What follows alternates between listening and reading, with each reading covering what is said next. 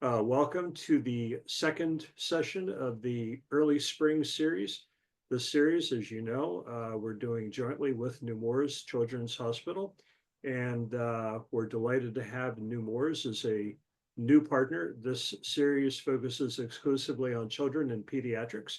And for those of you who are here who have expressed an interest in those areas, know that you are needed and welcome. Here are our different links on social for videos, and the presentations from the previous week are now at DelawareMiniMed.org. And we do this in partnership with the Sussex County Health Coalition at sussexcoalition.org. Here's that YouTube streaming link, youtube.com/Delamed302. And I also want to recognize my partner on this, Nicole Sabine, who's with Delaware Health Force along with me, and also Christy Handley from the Sussex County Health Coalition, who will be introducing this evening's speakers. MiniMed's been running continuously since 2009. This particular couple of years of MiniMed is supported by ARPA funds, state and local fiscal recovery funds, as a result of the pandemic. You see the partnerships there. Attendance issues, you can attend any of the sessions that you want to. However, if you're going for the signed certificate, you need to attend all of the sessions, or you're allowed to miss one session and make it up by watching the recording afterwards. And you'll need to email nsabine@delamed.org, request that you're going to watch a recording, and then when you're done, email her back and she will ask you a few questions about what you watched, just to make sure that you got everything out of it. For any adult learners in the group, there's no continuing medical education for this. This is purely for your own edification. There are no grades and tests per se, except if you miss a class, then we do ask you to answer a couple of relatively easy questions. So why do we do this? We're enhancing health literacy in communities. We're exposing middle, junior, high school, undergrad, grad, and also adult learners who are making career changes as part of the process of deciding what you want to do or what you want to do next. Our presenters tonight are going to be talking about their own career pathways, and so that'll be fun. And we also encourage this as being a safe space to have a dialogue between you, the students, and healthcare providers when your own health is not what you're talking about. To that end, no personal health questions, no family health questions.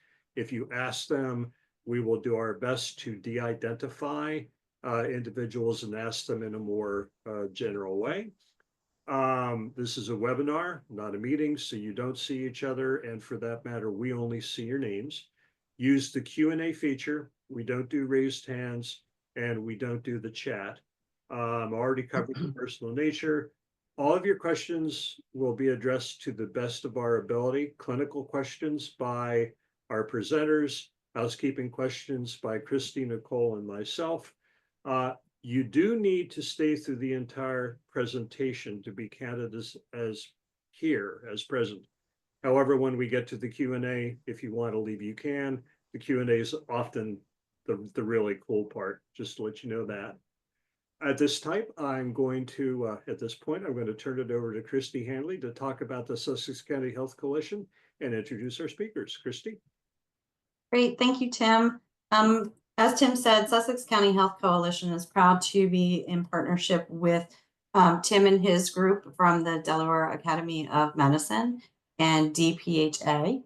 And Sussex County Health Coalition is engaged. What we do down in Sussex County is we engage communities in collaborative family-focused efforts to improve the health of children, youth, and families. And the way that we do that is by raising community awareness of health issues, making sure that we're really giving a voice to our community and that their concerns and ideas are taken to those that can make some of those decisions and help put some support systems down in Sussex County. We engage other community-based organizations in our communities to promote health, and we develop and mobilize community resources. we're building capacity for policy and program development. We support any collaborative efforts to improve our communities, and we evaluate and report out all of the impacts that we have in Sussex County. And today I'm pleased to present to you Dr. Anna Barton. She is a first-year pediatric emergency medicine fellow at Nemours from Randolph, New Jersey. She has her undergraduate degree from Boston University, her medical degree from St. George's University. Pediatric residency was done at Goria Children's Hospital. She loves spending time with her friends and family, eating at new restaurants, and traveling. And when asked why Nemours, everyone was so kind and easy to talk to during her interview. She has an interest in medical education, and Nemours emphasized the importance of being great learners as well as great teachers. Being a large standalone children's hospital, she thought Nemours would complement the education she already received as a resident and had a ton to offer to aid in her growth. We also have Dr. Megan Feick, Pediatric Emergency Medicine Fellow at Nemours. She attended Sidney Kimmel Medical College, 2020 Yale Pediatric Residency. She is an MPH candidate. Her interests are education, healthcare expenditure, resource management, and in her extracurricular time, she's running, doing CrossFit, God love her, baking, hiking, pursuing used bookstores because she says you never know what you're going to find. So I'm going to turn this over to Megan and Anna. Thanks, Christy. Hi, everyone. It's so great that so many of you are interested in pediatrics and certainly more specifically peds emergency medicine. So it's really exciting to have all you here today. Thank you for having me and Megan. Ooh. You guys are able to see my slides? Ooh. You're yes. good. Oh, cool. So from what I understand, there's a big breadth of learners here today, and you guys all kind of come from different backgrounds in terms of how far along your timeline you are right now. So I did try to kind of talk about from the very beginning to how I got here now. So some of it might not be as pertinent to you depending on what stage you're kind of at, but just like some forward thinking here in terms of what you might expect if you are interested in becoming a pediatric emergency medicine physician. And as Christy said, I'm a first-year fellow right now at Nemours with Megan. So this is kind of redundant. I won't get into it too much. Christy already kind of said this, but I do come from Randolph, New Jersey, which is up in northern New Jersey. I got my undergraduate degree at Boston University, graduated in 2017. I got a bachelor's of science in human physiology. For those that are still in the pre-college phases, I do want to emphasize the fact that it's okay to not really know what you want to do in terms of a major. I actually went in undecided, went into biology for maybe 5 seconds, then transitioned into human physiology after learning a little bit more about the resources that Boston University had to guide me and some of the classes that they offered that might better prepare me for medical school. So I did a lot of transitions in my early college years, and it's okay to not totally know. And if you have that mindset that you're doing a pre-med track, that can kind of guide you and help better find a niche for you within a bigger university like Boston University. I then went out all the way to Grenada in the Caribbean. I am an IMG, St. George's University, graduated in 2021. Through St. George's, we do our 2 clinic or like textbook-based lecture learning years in Grenada, and then come back to the States for our clinical years. So in your 3rd and 4th year of medical school, you do clinical rotations and hospital-based learning. The big appeal for me was that they had a connection to a hospital that was close to home, so I knew I'd kind of make my way back to New Jersey. I did travel around a little bit for my clinical rotations, but the majority of them were at Hackensack University Medical Center up in North Jersey. In my 4th year, we did something that's called the sub-internship, which is kind of like an audition to see if you'd be a good fit in a program for a residency. So I did a sub-internship at Goria Children's Hospital in pediatric hospitalist medicine, and ultimately matched there for residency. Did my 3 years of pediatric residency there, and now I'm in my pediatric emergency medicine fellowship at Nemours. So some of my early inspiration, my parents are both physicians. I didn't follow either of their paths in terms of what I wanted to do, but they were my early exposure to medicine and healthcare in general. My mother is a breast radiologist, and my father was an adult cardiologist. I think both of them tried very hard to guide me in each of their directions, but ultimately I always knew I kind of liked working with kids and had a pretty strong suspicion that I would end up in pediatrics. I did have a little bit of an early career crisis in high school. I knew that I thought I wanted to be in healthcare, but I got a lot of taunting about the fact that I was the worst patient ever. And it's something I am still teased about to this day. Megan can attest that we do all these lectures on all these like gross procedures and stuff like that. And I say all the time, I would never want to be the patient, but I really enjoy doing some of these things as a physician. So I think I was teased a little bit about like, how are you going to be a doctor if you're the worst patient in the entire world? And then when I was 18, I actually had to have a surgery. And it was my surgeon who told me that being a patient and being a doctor are very different things. And if that is something that I still aspire to do, I should just pursue it and go for it. And that was really pivotal in me finally like making the decision to just go into medicine and forget everyone else who maybe doubted it because I was a bad patient. And I'm still a bad patient to this day. I hide from my vaccines. So how to set yourself up for some early success? I think it's really important to show interest early. Pretty early on, I tried to get into different clubs and organizations. So in college, I was part of something called Global Medical Brigades. I was fortunate to be able to go on a mission trip to Honduras, and it was one of the best trips of my entire life. And I think that it really triggered my interest in global health in general. And I think that's what made some of my experience in Grenada as memorable and as joyous as it was, because I think I had a really strong heart, I guess, in the game for something like global health when I was exposed early. But even outside of going on the mission trips, it's really wonderful to be able to prepare, raise awareness. And that was a lot of what I did with Global Medical Brigades. In medical school, I was part of the Pediatrics Club, where I got to participate in pediatric health fairs. So it kind of tied both of my interests, both in pediatrics as well as global medicine, and being able to provide to some of the children that lived in our community when I was in Grenada. If you asked me a few years ago, I never thought that I was going to do emergency medicine, but looking back at some of the things that I had an interest in early, I guess maybe there were signs, because I was part of the emergency medicine club as well. And that was to get more exposure to procedures.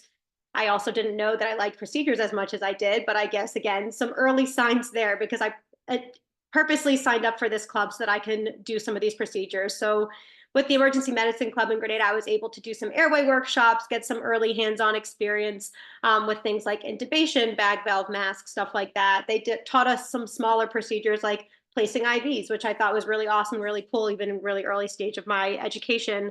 And then we did a lot of ultrasound in Grenada, and through the Emergency Medicine Club, I was able to get a fast ultrasound certification, which is pretty specific to emergency medicine and being able to do, and I guess we don't need to get into like the nitty gritty of it, but it's doing fast ultrasounds to kind of rule out some scary pathology really quickly. So it was a certification that I had through my medical school just from joining this club and expressing some interest in hands-on procedural skill.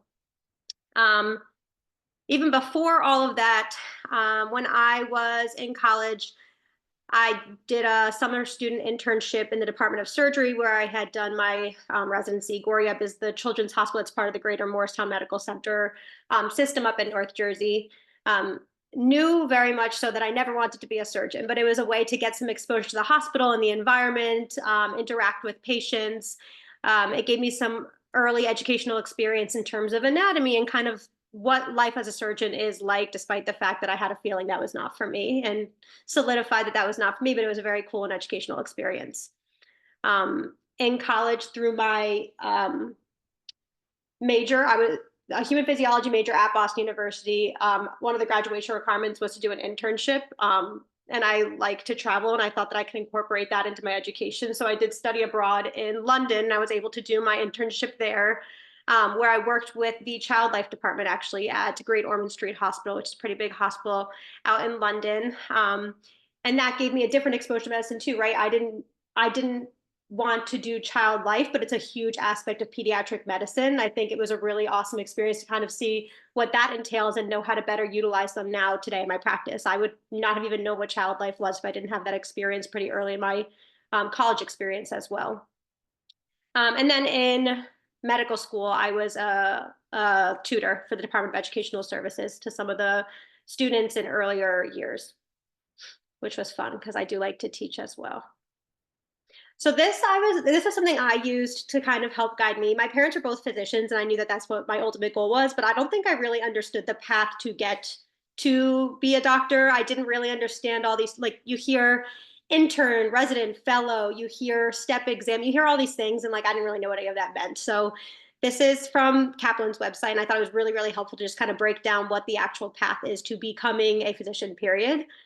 So you start with your college years, you get your pre-med education. You can do a pre-med track at most colleges where they have a whole board of advisors that kind of tells you what classes you need to take to kind of succeed on your MCAT, which is the first test you take to even get into medical school.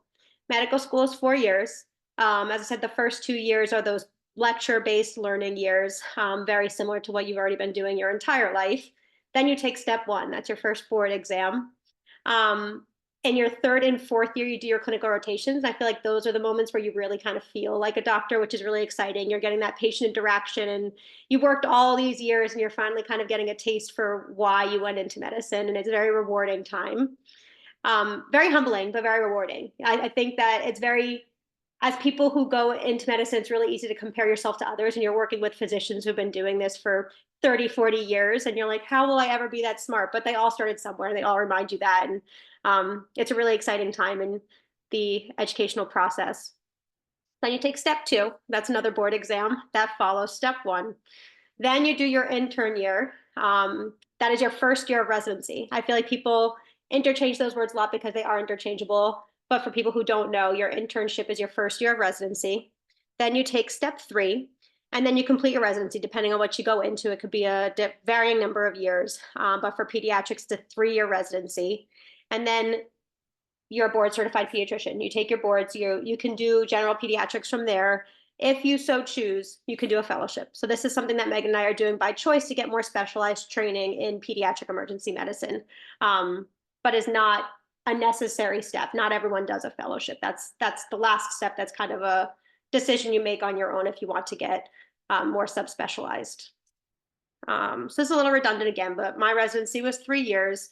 It involves a whole mix of clinical responsibilities and educational responsibilities that's aimed at developing the skills necessary to provide comprehensive care for infants, children, and adolescents.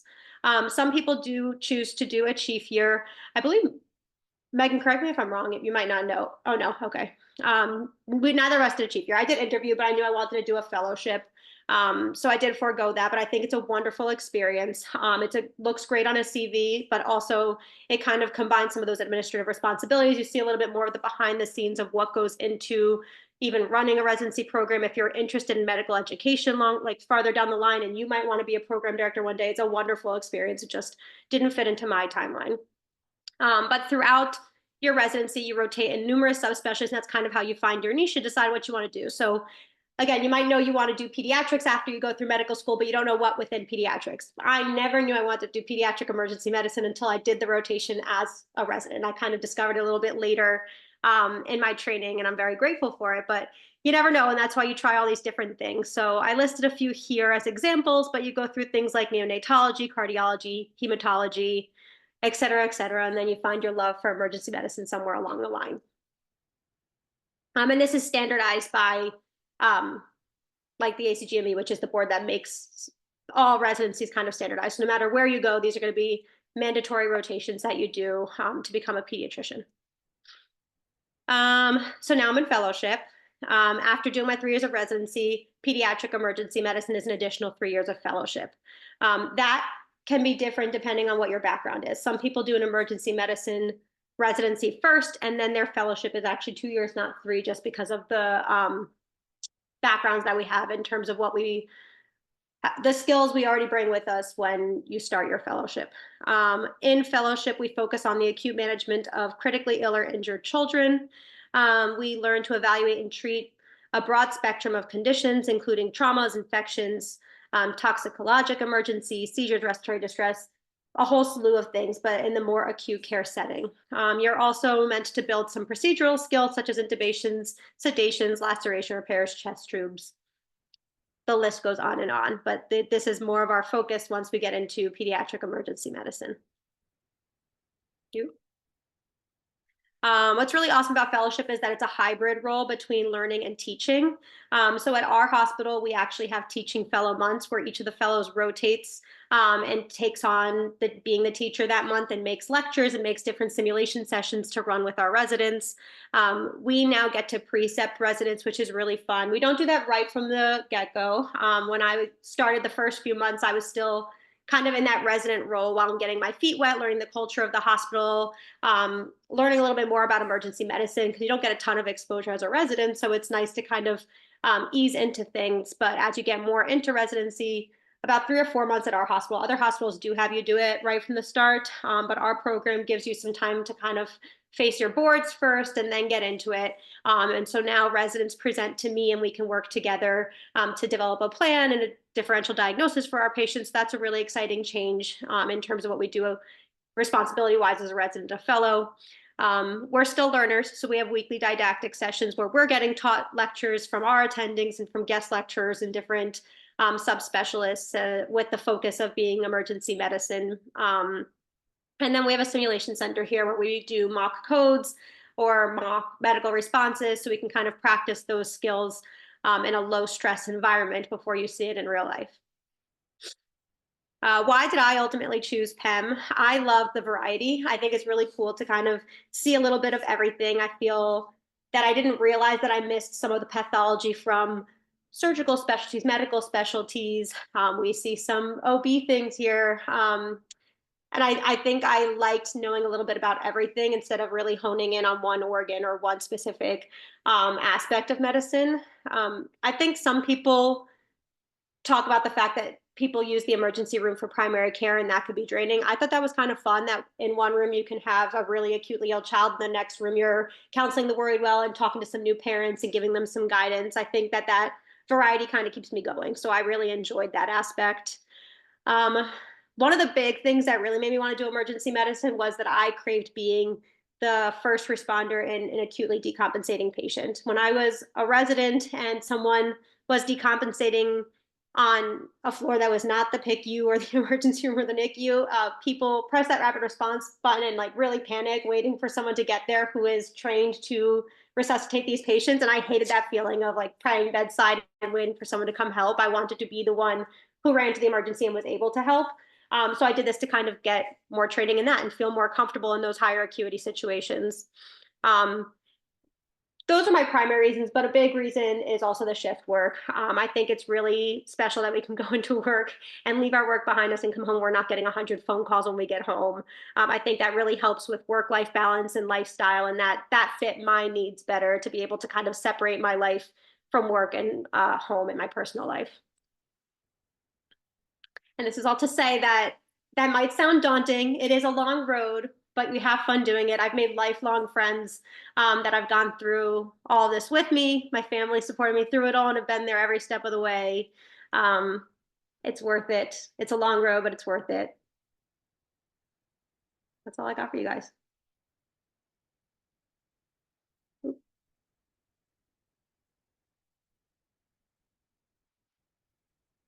Thank you. I have big shoes to fill now. That was great. Oh, I have the coolest co-fellow, guys. She's awesome. We have a good But group. We do have a good group there. That's true. All right, so guys, my name is Megan. I'm one of the second year fellows. I'm a year ahead of Anna in our program. I'm very, very happy to have her join us down at No More's. So I'm going to share my screen for my presentation. I took a little bit of a different approach. So it's actually good. Hopefully we won't overlap too much, but we'll still talk about kind of the differences. There's a lot of kind of interweaving between her story and my story, as it turns out.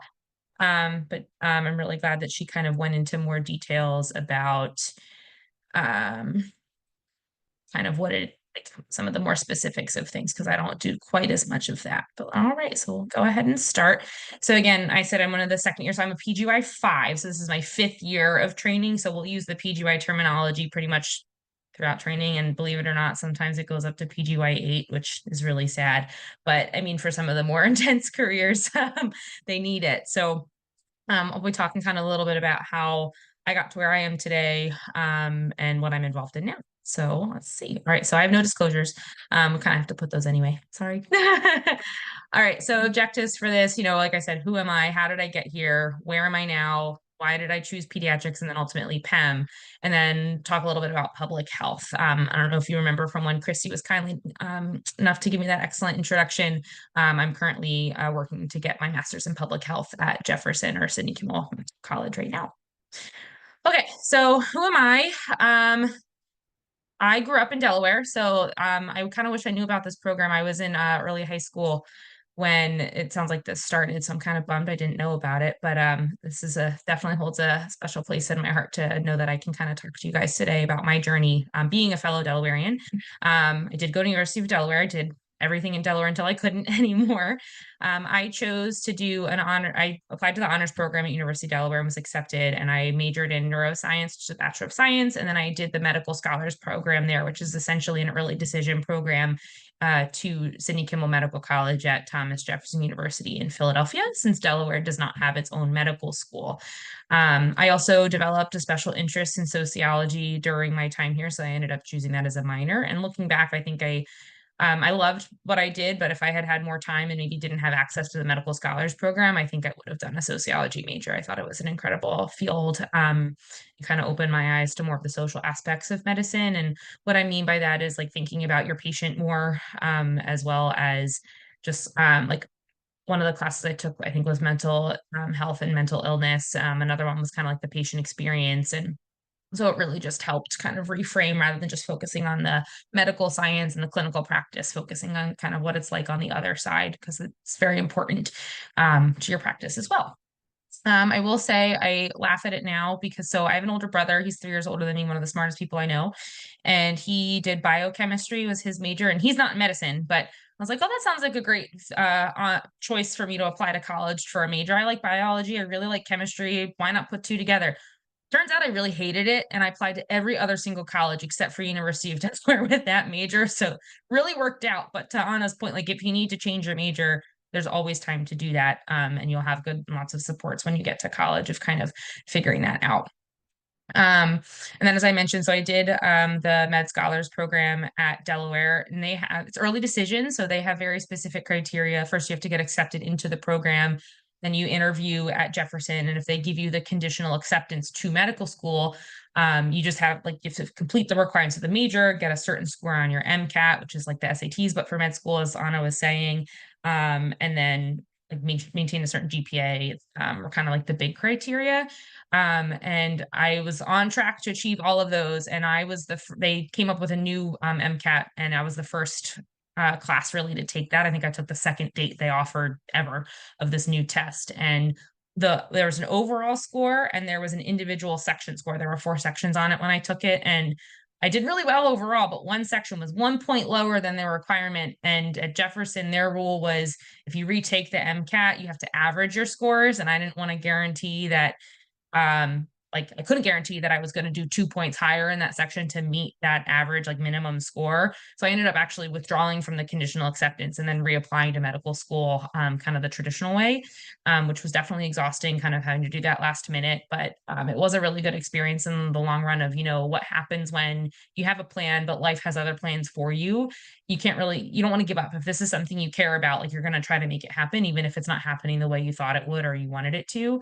Teaches you kind of a good lesson of working hard. So applied to a couple different medical schools, actually got to see and interview at a couple other medical schools in the area as well. Jefferson thankfully already knew me, so I was able to re-interview there, and they kindly accepted me again. Clearly I ended up going there, but it definitely was a good experience just to get more practice with interviews, see what else was out there, meet some other people along the way. So at medical school, I got my certificate in public health there. They had a couple different tracks you could do. And again, sociology kind of got my feet wet into more of the public health aspect without fully being public health. And I didn't want to take extra time in medical school to get my degree. Some of my classmates took a 5th year of medical school, essentially. So they took a year off to obtain their master's and then came back to finish their clinicals before applying to residency. But I didn't want to do that. I wanted to keep moving and get things done because I wasn't sure if I really wanted to commit that point. And then I went off and did my residency at Yale New Haven Children's Hospital. This is when I finally left the Delaware area.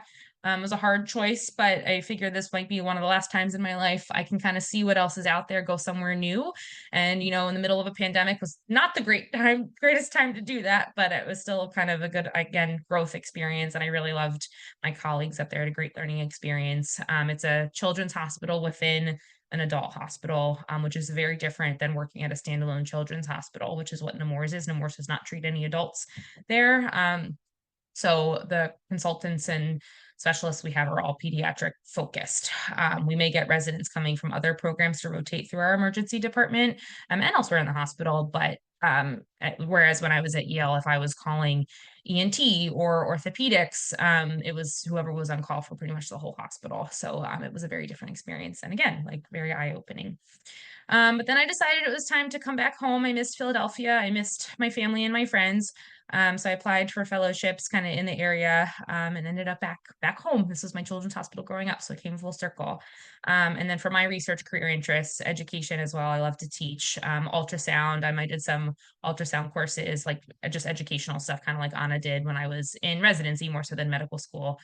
But same thing with simulation and public health, and I'll kind of go into more detail about all of this. But that's my medical school graduation there with my parents. My brother wasn't able to come. This was in Washington Square Park in Philadelphia because it was May 2020.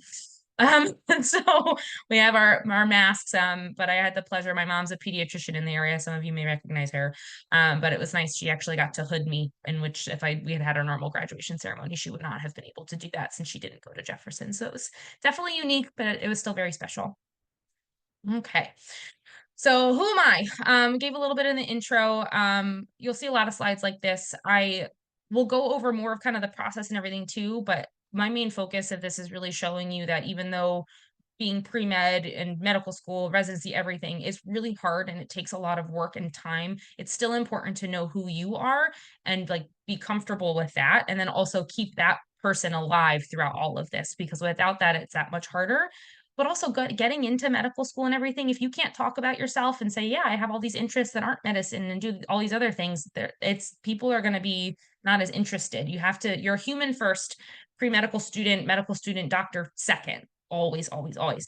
So I just included some pictures here of some of the things I got to do. This is all during medical school. So I was able to go to homecoming with my college friends or go visit my cousins in DC and Sprinkles Bakery, which I don't know if any of you are old enough to know what Cupcake Wars was, but that kept me alive when I was studying for my MCAT. I would watch some of those episodes. So then I had to go to the bakery. I also love to bake, as I mentioned. I love music. So I took my parents to see Elton John as a combined Christmas birthday present.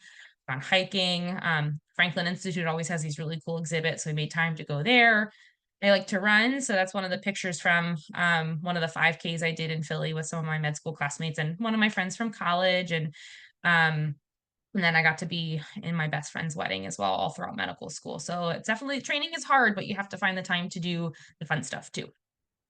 So moving on, how did I get here? So kind of going into more detail, pre-med, I know I talked a little bit about this before on the first slide, so I'll kind of skip that, but extracurriculars are really important, and you will find that the further along you go in your training, whether you're in high school, working your way up, or maybe past, you have less time to do the same volume of things that you did, so you really kind of have to fine tune what is really worth my time, meaning I get something from it too, but I can also give 100% of myself to this rather than trying to do 10 different activities and give just a little bit of myself to each. I want to pick maybe 3 and basically say, I'm all in here. I can talk about it for hours because I'm really invested and this is good for me too. So the extracurriculars I did in college, still had a couple that I wasn't as invested in. But I did marching band my first year. Again, music's very important to me, and I was a marching band nerd. That was a little bit too much time for me. So I ended up joining the Music Fraternity for Women, which is a professional organization at University of Delaware, as a way to keep my love for music alive. I did some of the pre-med groups at University of Delaware. And then, why am I blanking on all this? Wow, so long. I got to study abroad. So I kind of kept other things going while I was in college, other than just studying. So I had social things to go to, and kept a couple going for my interests. I tutored. That was the other thing I did. I tutored a lot, actually, for Intro to Chem. I did some formal tutoring through the university with one of the professors who hired people who got certain grades in his class to do it the rest of their college career if they wanted to. And then I did independent tutoring on the side of that as well. Again, education's a passion of mine, so I was able to get into that early. The day I made a decision to go into medicine, super cheesy story. I was a sophomore in college, and it was an early Saturday morning. My mom had nursery duty, so she was rounding at Christiana Hospital, and she picked me up at like 6 a.m. to go. Mind you, I didn't go to bed until 3 because I was just up hanging out with my college friends in my dorm room, and I wasn't tired, so I didn't go to bed. I'm not a morning person. You'll find actually a lot of people in emergency medicine and peds emergency medicine, at least in our department, aren't morning people either. But I was pretty grumpy. I didn't have coffee. I need coffee in the morning. I didn't have breakfast. I was not in a great mood. I didn't want to be there, but my mom's trying to teach me all the things she does before she goes to see her patients, and I really didn't want anything to do with it. So we walk in this room, and my mom had known the parents because she'd taken care of the older sibling at her office. Because she was back in private practice at this time, so things were a little different than like other shadowing policies elsewhere. But of course, she asked permission for me to go in. All of this was done professionally, and it's time to examine the newborn baby, as one does within the first 24 hours of being born. You have to do a full head to toe exam, make sure the baby looks okay. There's nothing concerning that you need to work up while they're in the hospital, and answer kind of questions that the new mom and dad may have. And the parents were kind enough when my mom asked to allow me to listen to the baby with my mom's stethoscope. And it was just like the most mind-blowing thing I think I've ever experienced in my entire life. Just I had this new life right in front of me, and I was listening to literally what was making this child alive, them breathing and their heart beating. And it was just the most incredible feeling I think I'd ever experienced to this day. And I was like, I have to do this with my life. I was between physical therapy and medicine at that point, because I liked the hands-on nature of physical therapy, and you really got to know your patients more. And I like exercise a lot, but I was like, nope, that's it. I have to do this. And I still love the babies to this day, but I loved emergency medicine more. So that's why I'm doing that instead of just newborn stuff. But so I kind of, after that, I made that decision. That's when I really started truly pursuing that medical scholars program at University of Delaware. You have to apply at the end of your sophomore year, early junior year to get accepted. And then I participated in the Nemours Summer Undergraduate Research Program, or NSERP, you might hear it called in other places. They do this every summer. They have so many different projects on their website that you can apply for, and you rank them, and they'll review your application, and you might get chosen for one or some or none, just depends. And I'm actually still in contact with my mentor from this project to this day. So this was 11 years ago now. I feel really old. But it was my first published paper, and what the product of our research is now hanging on the walls in our pediatric trauma bays in the ER. And like kind of seeing that is really cool, and kind of reminds me like where I started from and how far I've come. So it's definitely a really cool experience. I got to shadow a lot of different pediatric specialists at the hospital just based on connections of my primary investigators and then my mentors during that project. I got to explore a little bit more and had lots of talks. So it was kind of a nice way to learn more about the field within pediatrics. But of course, you don't have to do research beforehand. You don't have to do pediatric specific things. If you like peds, you can do anything you want to, as long as you can talk about it, you're invested in it. And if you change your mind later, that's okay too. That happens all the time. I just loved working with kids. I also had an in with pediatrics. So that's kind of why I started out with that route.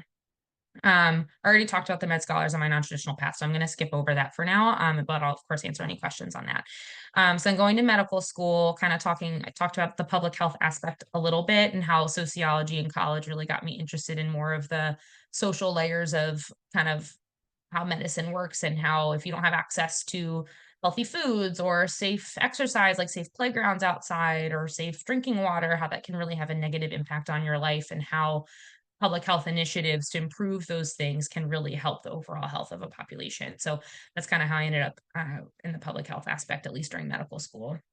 And then Jeff Hope is an organization very unique to Jefferson that really made me fall in love with Jeff, and why I still chose to go there, even after getting accepted to other medical schools after I had to go through the different application cycle. It's essentially a program that's student run, that you do have physician mentors with as well, it's partnered with 4 homeless shelters and 1 like needle exchange van in the city of Philadelphia.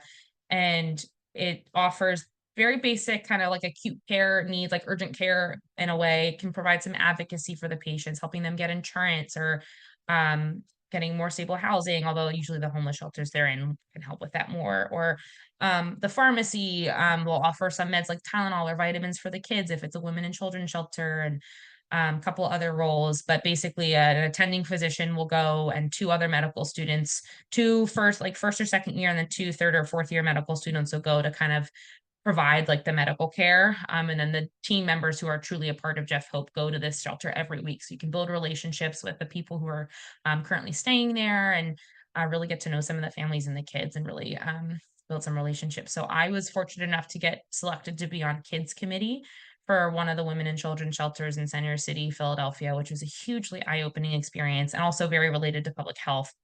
So every week, me and 2 other students would go, and we attempted to try to plan some activities to do with the kids, which didn't always work out.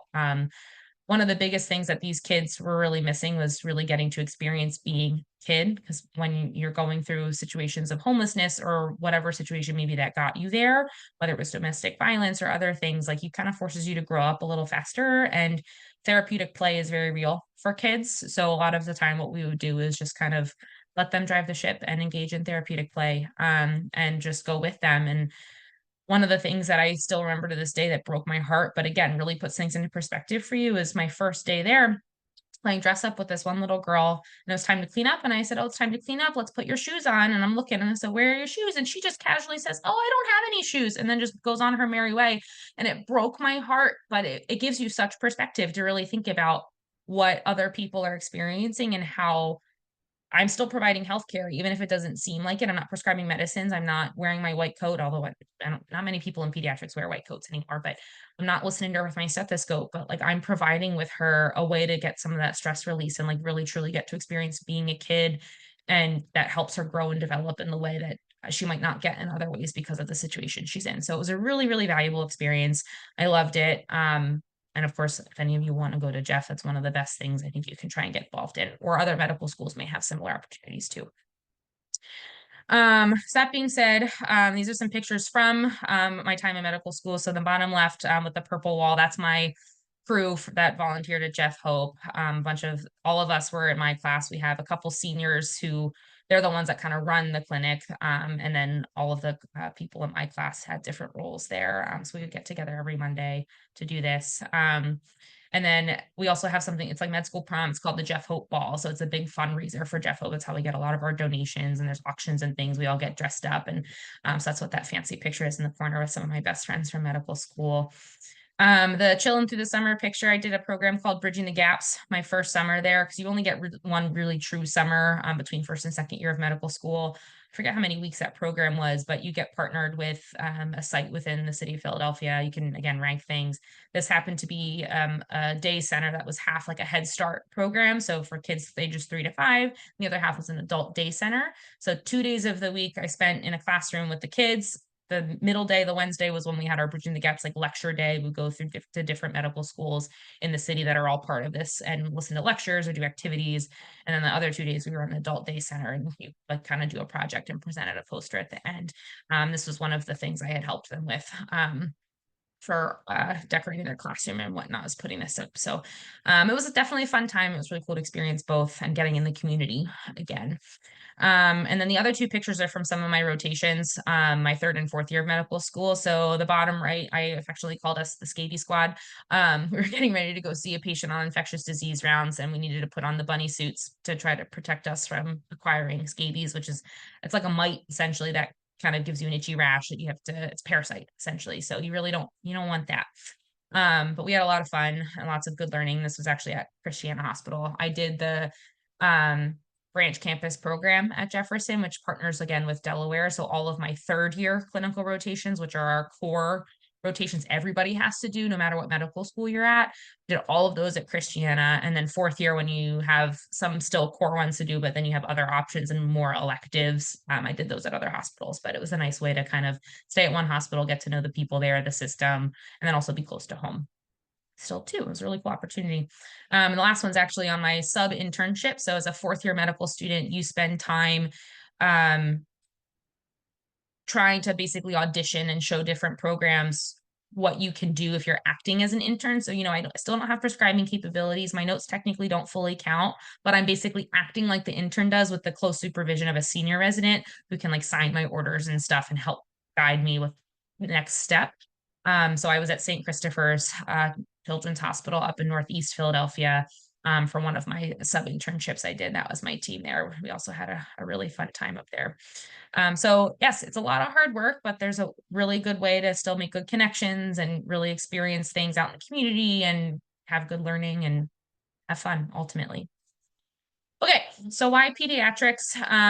If we were more in person or this is more interactive, I'd ask you to tell me what you think some of these kids are trying to say. These are some of my favorite quotes that happened recently.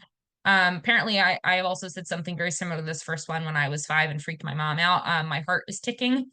Your heart does tick, it beats. This child, all these kids were fine, mind you. My super favorite one is my pee is spicy. So one of the symptoms of having a urinary tract infection is that it kind of hurts to pee. So this one little 3-year-old was telling her parents that her pee was spicy. So we were like, oh, maybe she means that it burns and that she has a UTI. Let's check her urine for possible signs of infection.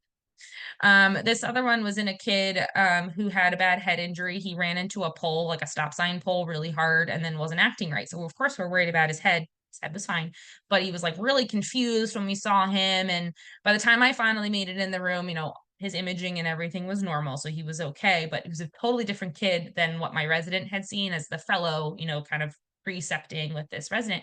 And I like to go in the room and I ask the kids to tell me who they are and who's with them. It's part of my exam. And then it hopefully opens them up a little bit to be more comfortable with me. And this kid goes, that's Deborah, but I can't call her that. You can call her Deborah, but I have to call her mommy. I was like, all right, this kid's totally fine now. It was just really sweet. And then, we make the exams fun because some of these kids are really scared. They don't know what's going to happen. I'm a stranger to them, especially for the little ones. Or maybe they had a traumatic experience with a doctor who maybe didn't have the best personality for pediatrics, or maybe the kid was really sick and things just had to happen fast. So that's what they remember and it's scary for them. So sometimes we'll make the exams more fun for them. So one of the things I'll do is our gowns will have puppies and kittens on it. Or if the kid has a Spider-Man with them or something, I'll be like, should we see if there's any puppies in your ears? Because most of the time that's the thing kids hate the most. But then they'll kind of look and they'll go like this and they'll give me their ear because they want to know are there puppies in their ears. First, we go over the fact that, yes, that's really silly and there should be no puppies in their ears.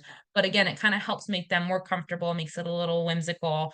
It's fun for me too. I enjoy it. So these are all pictures from my residency. So again, things are really hard. I went during COVID. My residency was extremely different. My first year, the hospital was practically empty. I took care of a couple of adults because the adult side of the hospital was exploding and they needed to pop off some more simple young adult cases that I ended up having to take care of. We didn't have a normal respiratory season like we usually see in the winter because everybody was staying home. And then, of course, we got overloaded with that towards the end of my residency. So it was very different. And it definitely kind of helped me understand how much you kind of have to adapt and go with the flow in medicine. And having like a rigid schedule and rigid expectations is not possible in really any field. But we had a good time. I made some really good friends, had excellent experiences. So wash your hands was all over Yale's campus, during COVID. My co-resident and I, who also were wearing the vaccine cause adult shirt, went around in one of the snowstorms and took that picture. But brought as pediatricians, we care very much about vaccines.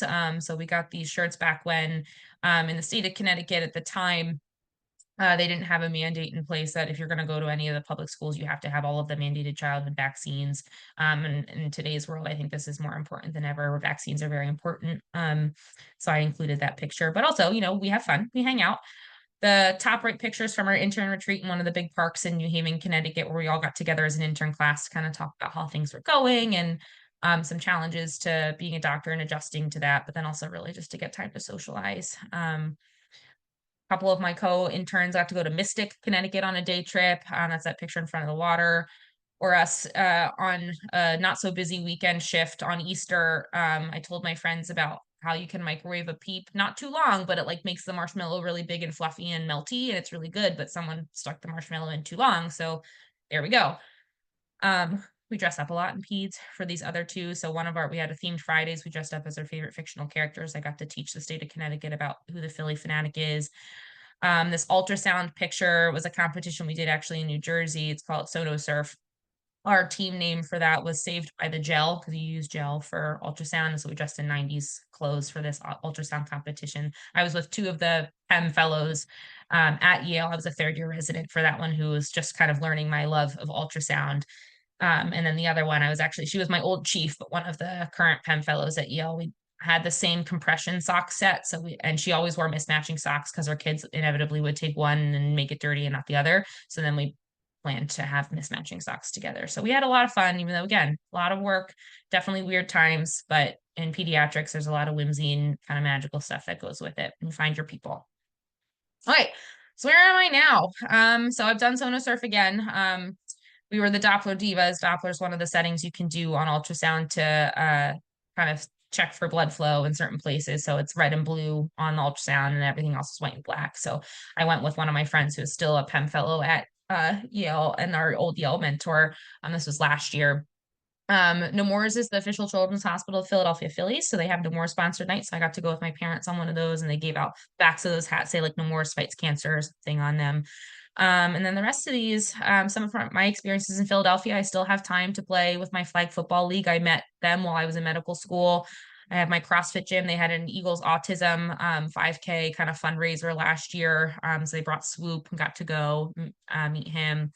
I still like to run on the Schuylkill Trail and make sure I have time for that, get outside, get moving. It's very important. And then the rest of these are with some other people or other rotations. So if one of our therapy dogs on there being Silly and Morning Report, I have me and my co-fellow on our first day of working together, our first year of fellowship in our trauma bay. And actually, if you see that checklist on the wall, that was my research project that I was really excited about. And then my mentor and I, so we get clinical mentors at Nemours that kind of help us like just check in, see how things are going. Can they help with anything, just life things too? We matched one day, so we took a picture.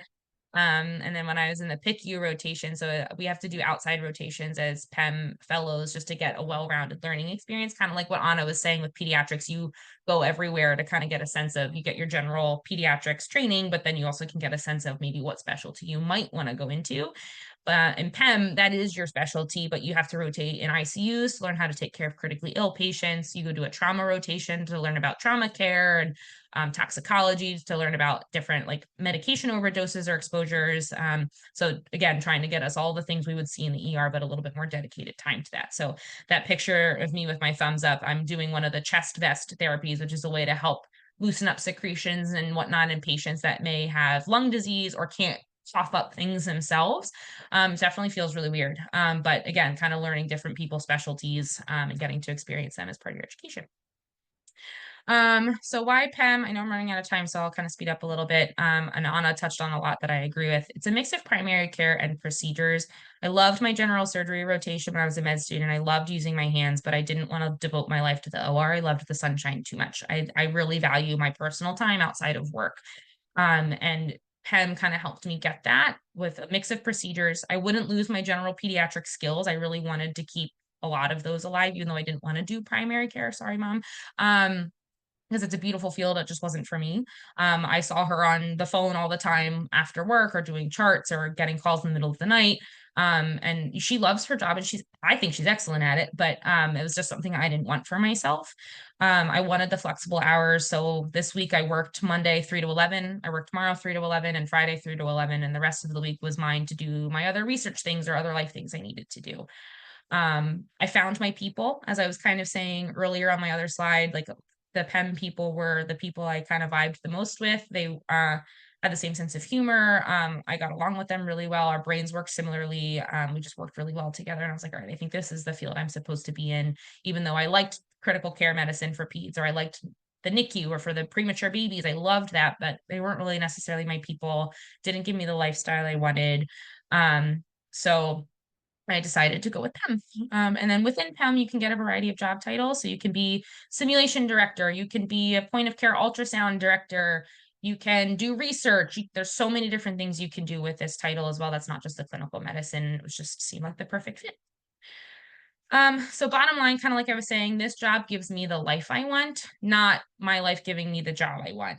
Your life is what's first, job is second. Figure out what job gets you that. And then public health, I talked about a little bit. Public health is to do with everything. When I think of public health, vaccines, we talk about lead a lot. We test for lead in the pediatric office at age 1 and then like 2, somewhere between 2 and 5. STD screening, kind of talked about access to healthy foods, even wearing bicycle helmets, seat belts, safe housing, all of these things have to do with public health and have secondary effects that lead to the state of people's health. So it's very relevant. So kind of there's focus on prevention in public health, again, like kind of with vaccines, but there's a big advocacy and policy component. It's currently one of the classes I'm actually taking at Jeff right now, kind of keeping up to date with like public health happenings in the government and trying to see like what policies could be going, what are people trying to advocate for, how can I go talk to my representatives to support or not support certain policies or bills that are going around right now. It's a big in education, tying this into how it does really affect medical care without necessarily taking a full public health course or getting a full degree. It's important to kind of teach becoming medical students about the importance of public health and how truly integrated it is into practicing your healthcare. The way the healthcare system is a lot now is kind of, there's a problem, let me fix it, but not necessarily how to prevent that problem. Like, how can we help people prevent developing type 2 diabetes? Well, getting them access to healthier food, trying to recognize signs earlier, like how can we intervene beforehand? That's a very big public health initiative. Just as an example, global health. So kind of what Anna was saying with one of the Honduras trips she did, that's public health. School programs, like school health programs, are all within the realm of public health. Insurance definitely has a big part of it, and plenty more. This picture is actually just from Jefferson, kind of about what public health is on the side as well. Last, I'll end this with kind of just some of the best advice I received over the years that I definitely want you to keep with you for whatever career you choose, whether you want to become a physician, a respiratory therapist, physical therapist, nurse, a teacher, something not in medicine at all. I think this is all really just important to think about. Learn to say no. Your time is precious. Your energy is precious. This goes back to me saying you can't do 10 extracurricular activities every single week. You really have to pick and choose what you can devote your best energy to, and that's all, and time, and that's also going to give something back to you. People are always going to want you to do things. It is okay to say no. Take 24 hours to think about it and say, let me get back to you, or ask more questions. And if you're really dreading it and saying, this is really going to stress me out, this isn't going to help me the way it needs to, and I'm not going to be able to devote the energy that they need of me to do it. So it's not just about you, it's about the other side too. Then say no. It's okay to say no. You can't do everything. You don't have to do everything. Another one, don't do more work than you have to, which is also kind of work smarter, not harder. So reuse your presentations. If you did a lecture on cardiac emergencies with one group of people and somebody's asking you to do a lecture and you get to pick the topic, modify your cardiac emergencies lecture to fit that one. So you're not making a whole new presentation unless you really have to. It saves you time, it saves you energy, because again, your time is valuable. You only have so much of it. And the longer you do this, it's possible that you may get burnout. I know I'm very burnout in a lot of ways, but it definitely helps in the long run. So that being said, take the break. You're going to have a lot of pressure to keep studying. My first couple years of first year and a half of medical school, I was studying like 14, 15 hours a day. It was not helpful for me at all. Doing fine, but it wasn't until I realized, like, when my brain's tired and I'm really struggling, to just stop and go to sleep, or maybe not get up super early to go to the gym in the morning, like sleep in, go to the gym as a mental break in between studying in the day. I did so much better because my brain had the energy to actually get the work in and absorbed. So that's where working smarter, not harder, and learning to say no is really important too, of like prioritizing yourself in this and making sure you have the mental capacity to do things and also live your life. Do one thing for yourself every day. Things will get busy. This advice was given to me my intern year at the beginning, which again with COVID, it was a little different, but you can't do everything. You can't do your laundry and vacuum your house and go grocery shopping and run that 10-mile run that you want to do every single day. Pick one thing that you're going to say, I accomplished this for myself today. Even if it is just doing your laundry, even if it's a chore, but it's like, I did my laundry, I folded it, I put it away, I accomplished this for myself. I feel better about it. Or maybe I worked out for 20 minutes instead of an hour. Like you have to compromise a lot, but make sure you're doing something for yourself every day. Listen more than you talk. This is especially important in medical practice, listening to your patients, not just talking at them all the time as I sit here and talk at you right now. But it's also very helpful in your real life, and trying to really listen to somebody and not interrupt them, really get a sense of what they're trying to say. It helps you keep calm, helps you formulate your response, but then also really helps you be a better support person for the people in your life, especially when you're not there a whole lot because of that you're working a ton. So you're really making yourself present for them. just this summarizes everything else. Don't get lost in the weeds of medical training. We talked a lot about, taking it day by day, doing something for yourself every day, but you also have to look towards the future. Your plan for pre-med into medical school and then into residency and then into fellowship, and then all of a sudden you're an attending and you go, oh my gosh, now what? What do I do? Like, how do I buy a house? How do I buy a car? Like, how do I do all of these other things? You don't have time to do all of that all at once, but you have to look ahead and say, when I have free time, what am I going to do with myself? One of my friends is in emergency medicine. He finished his training and he was like, I don't know what to do now. I had to commute to work. I had to do all these things, but I have so much free time. I'm losing my mind. And that's okay too. Sometimes you have these life crises where you're like, I need to change my career. I need to change this. That happens.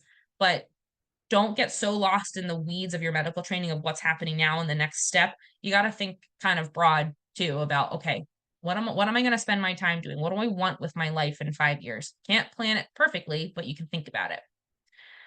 That being said, be prepared. Try not to panic.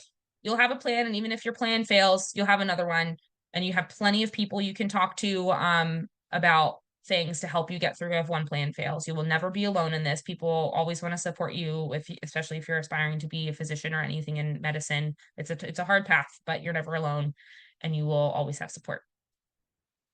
Thanks, guys.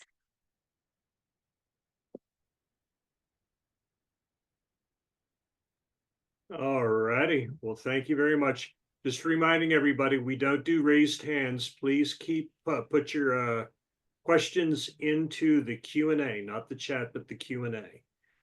All righty. So thank you both for talking about your educational ascent. I wanted to turn the focus just a little bit to the clinical side of what you do. And I'm going to rattle off some of what I understand pediatric emergency physicians deal with. And then maybe you could pick up between the two of you on a couple of them and talk about a little bit of case examination. So as I understand it, providing care for a child struck by an automobile, a patient with metabolic disorder that's not responding to therapy, kid with an asthma attack or been stung by an insect, a victim of child abuse, a jaundiced newborn with a fever, a hypothermic child after a near drowning episode, a wide variety of behavioral conditions that end up in the ER/ED for the lack of a better place to go, care for critically ill and injured children, in the ED setting, and all of the potential communication and ethical dilemmas that can come up, complex family dynamics and end of life decision and DNR, do not resuscitate and whatnot. Certainly managing caregiver and parent expectations has got to be a huge challenge. God bless you all. And then just the other thing is, maybe to talk a little bit about the team that surrounds and supports you, be it, the nursing team, or we heard last week from respiratory therapists. So that's sort of a very broad bowl of fruits and nuts that you can choose from. Go. Anna, do you wanna talk more about the team dynamic in the ER, the I was like, cases, where do what, you begin? Because that's such a handful there. right? But, Yeah, I yeah. think medicine in general, but certainly emergency medicine has such a team approach, and you're absolutely correct in which, like, we rely so heavily on people like our nurses, respiratory therapy, child life I had mentioned is such an important role in our emergency room. And I think that we're really grateful that we also get to interact with every subspecialist, which is awesome. So we are the providers that are the first to see patients that come in with sometimes very specific complaints, like some of the ones that you listed, and sometimes really vague, like cough for a month or something like that. And we have to kind of find the needle in the haystack and ask the right questions to at least get us to an idea of what we think might be going on. And that's kind of how we differentiate something called our differential diagnosis. And that's a whole list of things that can be causing this cough for a month. And with that, we can can do different tests such as lab work and imaging. And then from there, we kind of think about, do we need extra help? Do we need a consultant? And we are very fortunate at Nemours that we have so many consultants at our fingertips, but that just weighs even more heavily on that team dynamic that we talk about it. So it's not just the ER provider. There are so many people and so many layers to the people you see when you come to the emergency room, which is funny because I feel like lots of times families are like, you're the 40th person I've seen, but that is the medical model in general. But I think that shines really bright in the emergency room because we're kind of the first hands to touch everyone. So there's a lot of people that we involve to kind of support us through that job. Yeah, it's definitely a team sport. I tell that to my residents all the time because things are constantly moving. Sometimes it's slow and the resident can do as much as they want. For some of our more advanced, like emergency medicine residents, so the adult emergency medicine residents have to rotate in our ER from different hospitals. Mostly, like we get a lot from Christiana because they have to be prepared to take care of kids. So they get their pediatric training with us. And so the third years there, I'll talk to them early in the shift and say, what are your goals for your shift today? Do you want to run things and do as much as you can and like kind of just talk me through everything you want to do and I just let you do as much? Or do you want that more balance where if you're really busy with 1 or 2 patients over here, I might be discharging this other patient because that's not as like helpful for you. Like I ask them what they want to do, but essentially if it's really busy and certain kids need to leave the hospital that I'm helping take care of because they're ready to go, but my resident's busy seeing new patients because there's 50 in the waiting room. Like I want them to do that. I'll discharge this other kid. And a lot of times they'll come back and say, "Oh, I'm so sorry I didn't get to do that." I'm like, no, this is a team sport. Same thing with the nurses. I try not to dump on them too much. I'll usually get my own popsicles or juice boxes if I can. But if I'm really busy and I can't, or I have a really sick kid I have to go see, and then I might ask them, say, "Would you mind helping me? Would you be able to grab this for them?" Or when you have a sick kid come in, so sometimes these kids are waiting for a while in the waiting room. And so we're not necessarily like truly the first person in the ER to see the nurses is usually in there first. But I might hear in the hall, like, I need a doctor. And so, you kind of go running. You have no idea what you're going to see, no idea what you're going to get. There's a couple nurses I've been working with, and it's always the 3 of us. Like, they just have really, really sick patients come in. But we have a good dynamic now because I know my nurses, they know me now, and we have like a good trust and relationship built. And that's harder in today's world with kind of a lot of changing people within different fields within a department. But like if we have a really sick kid come in or a trauma response, it's not just me, it's not just Anna, it's trauma, for example, the trauma team. So that's our surgeons, they'll come down. We have like 3 or 4 nurses go in there, respiratories in there, child life comes in. Whoever your pediatric emergency attending is, there at the foot of the bed running the whole thing. They're hearing from all of the team members who are communicating with them. So they have like the big brain and are able to like say what they need for different things for the patient. And I have a doctor at the airway. You have doctors at bedside examining the patient. So it's very much a team sport for when they come in and kind of how you manage things going from there. And sometimes you have to switch around a little. You have to be flexible. As I was kind of saying before, it's a lot of rigidity as much as people might think in medicine. But it's exciting. I never know what I'm going to get when I walk into a room, if it's going to be that family who's came in for a new onset seizure disorder or new onset diabetes that I have to help manage, or it's the person coming in who's had back pain for a month and has seen all of the specialists but are still in pain and really unsatisfied with their care. And in the emergency room, we do a lot of education as well. And it's not just education of my residents or us fellows getting education, it's educating the families. Our job in the emergency room is to rule out the big and scary stuff. I might not be able to solve the problem today, but if I can't, I rule out the big and scary stuff. Then my job is to help set you up with the right people who can, or ask for help from the right people who can. That's where the consultants come in. So we'll call them on the phone and say, "Hey, I have this kid," tell them the story and say, "My question for you is, do I need to do any more work up here? Or are you concerned about this? Like, what kind of imaging do I get to look at this more? Or do they need to get admitted to the hospital for you guys to continue care? Or can you do this as an outpatient where they go to your office and see you in a week?" And so those are kind of some of the questions we'll ask. And a lot of that I kind of have to talk to the families too, of like, well, when do you come back to the emergency room versus when do you call the pediatrician, see if you can go see them first? And then of course, you never want to shame anybody either, because if they're really worried, I don't want them to feel bad about asking for help. So you're never wrong for asking a doctor for help. We're here if you need us. But we also like to keep you in your PJs at home. If it's 2 a.m. at night and you're not sure if you need to come in or not, you can always call your pediatrician. So kind of giving them the tools to help take care of their kid, having that relationship with them and making sure that they feel like, one, I'm not shaming you for coming here in case maybe you didn't need to, but that's what we're here for. Or two, how you can help take care of your kid at home and what are the next steps moving forward if I can't solve it today. All righty. One of the adult learners in the group asked and I point out it's an adult learner because it's kind of a higher, it's an elevated question.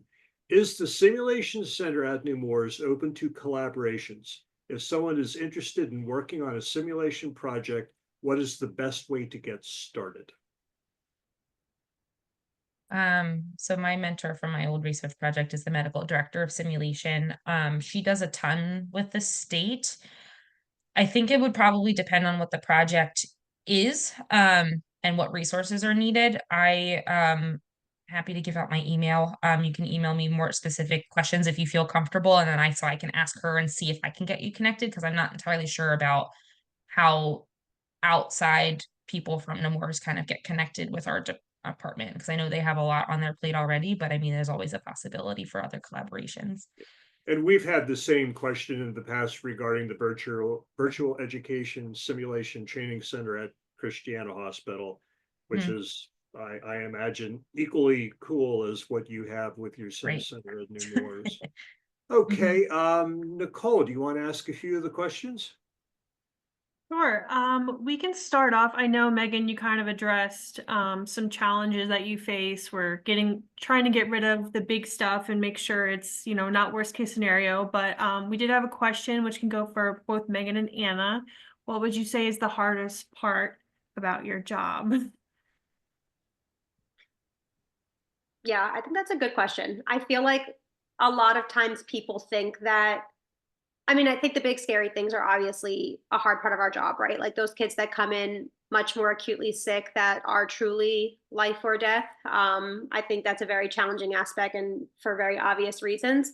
But I think some of the things that people don't necessarily recognize are like setting expectations, like Megan said. I think that we live in a day and age where it's really easy to kind of Dr. Google, which makes it very challenging sometimes to try to change that mindset.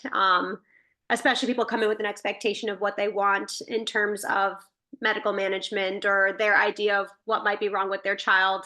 And that goes for so many different levels, right? Like we treat infants and newborns and first-time parents, and we also treat like teenagers who might have their own expectations and are nearly adults, and some of them are adult age, right? Like we see kids in our year, I think up until like 21. So these are truly adults that have the right to make their own medical decisions and stuff like that. And I think sometimes some of the social aspect of our job can be much more challenging than, because we're trained to do the medical aspect, right? But I think that's something that like you really kind of have to learn by the way you interact with different patients, and it comes with time and experience. And there's no set script for how you talk to some of these patients. So I think sometimes that like social aspect and setting expectations.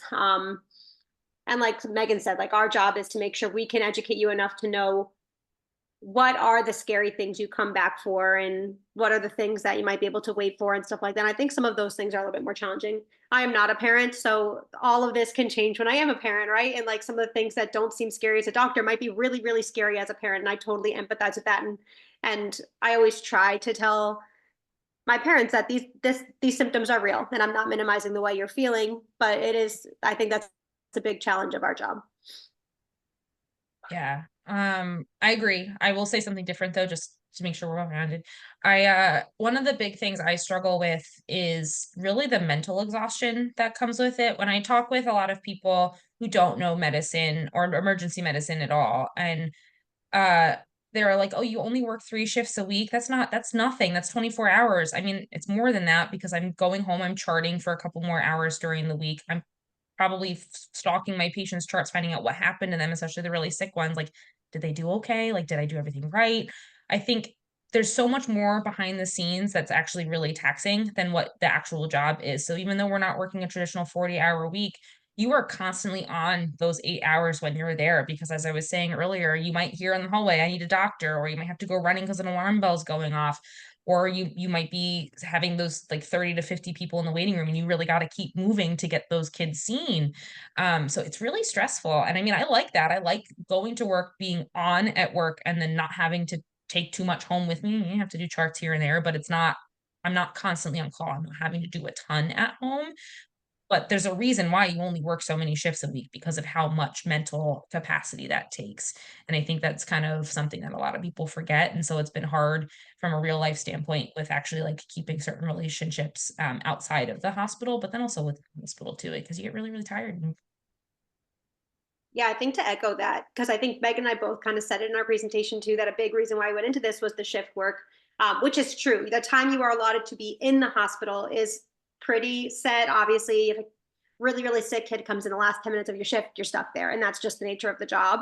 But for the most part, you do have the freedom to say, this is the time that I'm stuck to the hospital. But we do bring work home with us. I'm not getting called by families or other physicians. I'm not a consultant that people are calling and bothering at home. But I do think that some of what you learn on the job is that you bring homework with you. Part of our job is being on, and we see a very large volume of patients that might differ from some of our consultants or some of our inpatient colleagues. And so that means we carry home a lot of work in terms of note writing and some of that aspect of the job. It's not really why people go into medicine, right? Like no one goes into it because they're really excited to chart when they get home. But that is part of the job that you bring home with you. So I do want to like echo that. That is a very challenging part of the job that you don't really realize until you're doing it. Yeah, thank you for that. I'm sure it's also hard to compartmentalize from your work day to your real life day and be like, okay, I'm done. I need to turn it off. Because I'm not a physician, but I know even with me sometimes, and I know Tim has that problem because he's answering emails when he's not supposed to be. He's on vacation. Absolutely. I think that and talking to some of my colleagues too, I feel like that is part of the reason some people go into emergency medicine is because you can kind of make that barrier for yourself. I thought about doing things like hospitalist medicine for a little bit. I thought about PICU, and I think that because you work so intimately with these patients for a longer period of time, it's really easy to get very emotionally connected. And I think this was something that I did for myself also to make that barrier. I certainly chart check some of my patients like Megan does. And I'm just like, what happened to you? I'm kind of curious. I have a list on my Epic of patients I want to follow up on just out of curiosity. But I will say, I think emergency medicine does help create that boundary for me where I don't do it for every patient. And sometimes I just have a really busy shift and I decide I just simply I don't have the bandwidth to look at it anymore. And that helps me cut ties because I'm exhausted and then I just don't do it. But I think that being a little bit more removed from their care where you do sacrifice some of the, like the longevity and the connections you make with your patients, stuff like that. But I think it was a boundary I knew I needed for myself. And that was another aspect of why I went into emergency medicine. I wanted to be able to leave work at work and have my personal life when I come home. I couldn't agree more. And it was the same for me. Like I would get, and it's one of the beautiful parts of medicine is really getting to bond with families and really getting to know them and know their child and help them that way.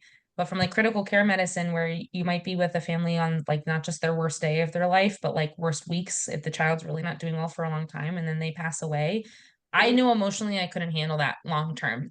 It's a beautiful thing. Like we shouldn't be scared of death. It's part of our job. But I knew for me having less time with the families and the patient, I would be able to take care of myself mentally more if I did emergency medicine. Some people love the other side of it and that's what they want to do for the rest of their life. And that's beautiful. We need people to do that. It just wasn't for me. Righty.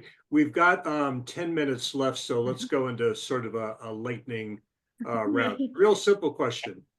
Do you and other clinicians at Nemours dress up at Halloween for your pediatric patients? Yes, Yes. that is the art of pediatrics. You have Yes. the freedom to get dressed up, and not just for Halloween, for any holiday. Yeah, All we have right. Christmas shirts, Thanksgiving. Easter Bunny. Yeah, all Yep. right. How important is it for you to identify with the population that you want to work with? Or excuse me, I'm misreading this. How important is it to identify a population that you want to work with? How soon would be best? Right now, Nathaniel is in the general stage. He hasn't really focused in on, what age or demographic he wants to work with. So what would you say there? Yeah, I don't know how early the general stage is when you say that, but what I can say is that I think it's actually really important to be open-minded to all fields of medicine and all specialties. I think you don't really know what each really entails until you're in that third year of medical school where you're really experiencing it. And I think that most programs try to at least give you like an aspect of what the lifestyle is going to feel like, what the patient population is like. They really do try to give you like a good breadth of what that specialty may be. And I think things may appear different on paper. Even I said I always had an inkling that I was going to go into pediatrics. And to be honest, even in my third year, I really held down. I really embraced every specialty because I said maybe just enjoying children and playing with children doesn't mean that I will like being a pediatrician. So I actually think honing in too soon could be more of a challenge. I think it's really good to have an open mindset and really kind of experience it all. And that's what third year of medicine is really for. After that time, you really should kind of figure it out because that's when you're applying to residency. But I think being open-minded before that is awesome. I think that's really important. All righty. What are some strategies that you use to ease children's fear in medical settings? Not the parents, the kids. Oh, great. I love this question. It's one of my favorite ones. So kind of what I was saying earlier too, is when you walk in the room is I will ask who the patient is. 'Cause sometimes they go by a nickname or something. I still am at the doorway and then I say, well, who's with you? Who is that? And like kind of maybe get the parents to talk to me a little bit more. And sometimes the kids freak out. So then I might just slide over to talk to the parents first and have the kid watch me with the parent to hopefully make them feel more comfortable, or play with them a little. If they have some stuffies in their bed or they have some toys, maybe I'll talk about the toys or what they're watching and just have a conversation with them, all age dependent, of course. And then same thing with the exam. If it's a young kid and they're freaking out when they see my stethoscope, I might have them touch it. I'll show them and I'll say, see, it's smooth. And then I'll have them touch it. And then I show them where I'm going to put it so they know what to expect. And if they're still iffy, I might ask the parent, can I listen to you first to show them it's okay? And those are some of the strategies I use to kind of hopefully help them feel more comfortable. Right. And of course, you always keep the stethoscope warm. I try. Doesn't always work. Anna, go ahead. No, I was just saying child life is so incredible for that. I think most people, most hospitals really do have child life now. I think I was really surprised by that. I didn't know that before being a medical student, a resident, and kind of having that experience. But child life is so incredible for situations like this. And here, actually, when I had my first trauma, I got teary-eyed watching child life speak with the patient and trying to keep them calm and kind of they like literally go at the head of the bed and like whisper in their ear and try to keep them calm and have a separate conversation and distract them, and like the techniques that they have. And if you have the opportunity, whoever asked that question, to like work with child life, I think it's like the most incredible experience because they have different tools and different toys and stuff like that they kind of show them some of the scarier procedures or imaging and stuff like that. And what they do is literally magic. Oftentimes, if I have a more challenging patient, I will go in with child life when I do my exam or when I'm ready to do a procedure to kind of, again, that team approach. But that is literally what they're trained for. And it's incredibly helpful. And being able to watch them and take some of their techniques and tools with you is so invaluable. Yeah. Biggest thing is using language for them too, that they understand. And I'll stop there. Sorry. So I think this is a unfair question. Is the study of children, being a pediatrician, different from the study of people who are older, being a geriatrician? I was going to say gerontologist, dating myself. What are the similarities? What are the differences? That's a great question because I actually really loved working with the elderly population. I volunteered at one of the assisted living places in Delaware. I was a pre-med student. It's similar in the sense that you're going to have two patients. You're dealing with a caregiver and a patient a lot of the times in geriatrics as well as pediatrics. Developmentally, someone who is an adult but their mind is fading, maybe they have dementia, they might be acting more similar to a child, and you have to almost take on that kind of more supervisory role, speak to them a little differently. You still have to treat them with respect, of course, but those are kind of some of the main similarities and kind of helping with quality of life. But it is very, very different. The medicine is different. The adult problems that they have with an aging body versus a developing body are very different. The size of them, of course, is different most of the time as well. But those are kind of like the big things I think about. All righty. Anything from you, Anna? No, I think it's really wonderful that Megan touched on the fact that both are very similar and that you're dealing with a caregiver, because I think that's something that shies people away from pediatrics often. But it's something you deal with in your adult patients as well. So that is a very strong similarity that I don't think people really recognize when they're kind of going through picking a specialty. All right, we've got more questions than we have time to answer, so I'm going to pick a couple of these, and I apologize. It's my fault that we can't get all of them. But to both of you, what does a typical day look like for a fellow in pediatric emergency medicine? Is there such a thing as a typical day? No. But it's short. We go through different rotations, as you were saying. So poor Anna is only, I think I counted last year, you spend 6 months in the peds emergency department, like in dedicated blocks, and 6 months doing other rotations. So it really depends on the rotation you're on. But every block's 4 weeks. We have our didactics every Wednesday morning from 9 to 1. So that's pretty typical. You're supposed to go to those. You are allowed to ask for days off and things like that, but we kind of make our own schedule. You have so many shifts you have to work a month, so many weekend shifts, so many overnights. You make it fit like a big puzzle piece. There's like no true typical day, unless Anna, you disagree and want to add. No, I totally agree with you. And I think that's, again, a lot of the draw of emergency medicine is that you don't really know what you're going to get. Not every day, no day is the same. And I think that variety is something that interests a lot of the people that go into emergency medicine. So I agree. There's certainly no routine. You do your shift, you come in, you have no idea what patients you're going to see. Some days are crazy busy and there's 50 patients waiting in the waiting room. Some days you're twiddling your thumbs and bonding with your colleagues. Like every day is really so different, which is part of the beauty of the job. All right. So last question. What has been the biggest hardship that you've gone through on your own medical educational journey?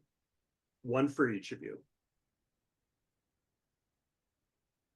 I could probably answer that for myself anyways. I think my biggest hardship along my journey was, Megan kind of touched on the idea of you make a plan for yourself and then life has different plans.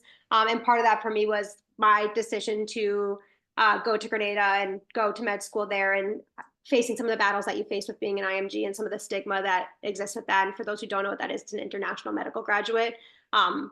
Ultimately, we ended up in the same place and everything works out and life has its own plans, but there is a stigma that exists. And I really desired coming to an American school. And I think that was a really challenging decision that I made, but I knew I wanted to be a doctor and that was my option at the time. I didn't want to take a gap year. And so everything works out and it's okay to deviate from your plan. Megan kind of said that and I echo that as well.